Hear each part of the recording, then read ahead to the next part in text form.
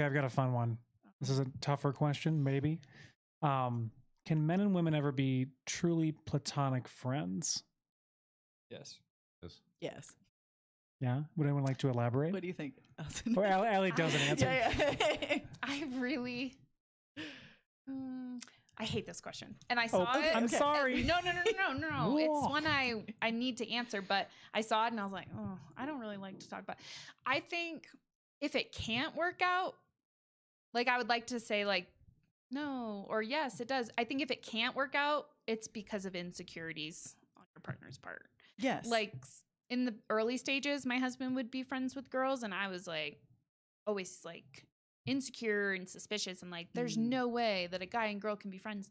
Now he has like friends that like one time he went running 10 miles with a friend, like a girl, and I met them for brunch and it was great. Oh yeah. And so it's just like I do think now that I'm much more secure in myself, I do think it is absolutely possible.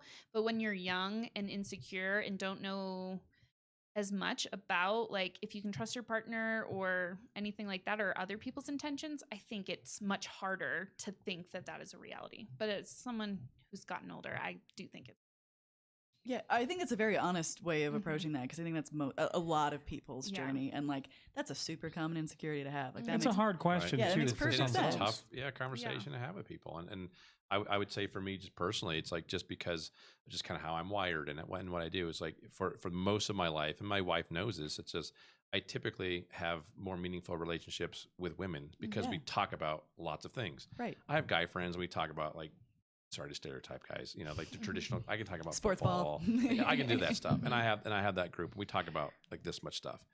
In the beginning, it was kind of an issue for us. And my wife's kind of the same way. Like, she's got a lot of friends that are women. She's got a lot of guy friends too. And we had those conversations because early on, you are insecure and you kind of work through it and you talk through it. But I mean, that's just kind of how I was. And then the true story, and Taylor knows where I'm going because I told him this, is that so I started hanging out with Taylor, you know, and it was kind of cool and refreshing. It was like, here's two guys talking about life and emotions and feeling and trauma. Like we would have great conversations and we'd have this really meaningful conversations. And it's like, I like hanging out with Taylor, not just to go drink beer.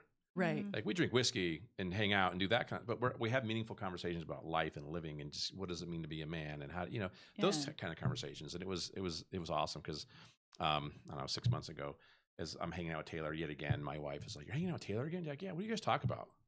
You don't hang out with guys that much. Oh, interesting. Jonathan. Right. Right. And so I'm like, we talked about this and we're talking about that. And she goes, and I quit. She goes, "Oh, you have a real guy friend." I'm like, "I do." Yes.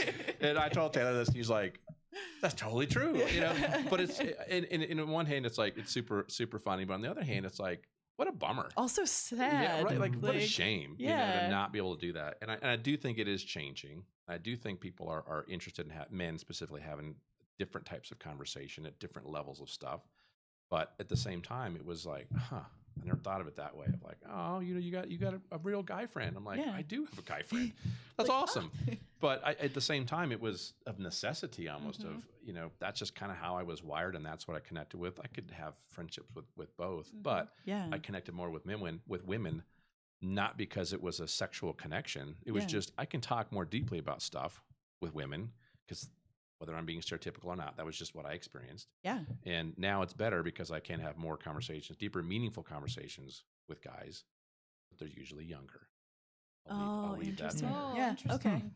Generational. Yep. Yeah. Taylor, anything you want to add? No, I absolutely believe. I've always believed that. I think I'm just a very transparent person. I get that sense. I'm just like, let's just do what we want to do, and why does it matter? Yeah. But yeah, no, I've known Joe since like, how long has it been? Like house church days. Well, I was like 18, 19. Yeah. 32. So like a long time. decade and a half. Yeah. Yeah. I mean, we don't hang out all the time, but like I would absolutely consider you a friend. Oh yeah, absolutely. So yeah,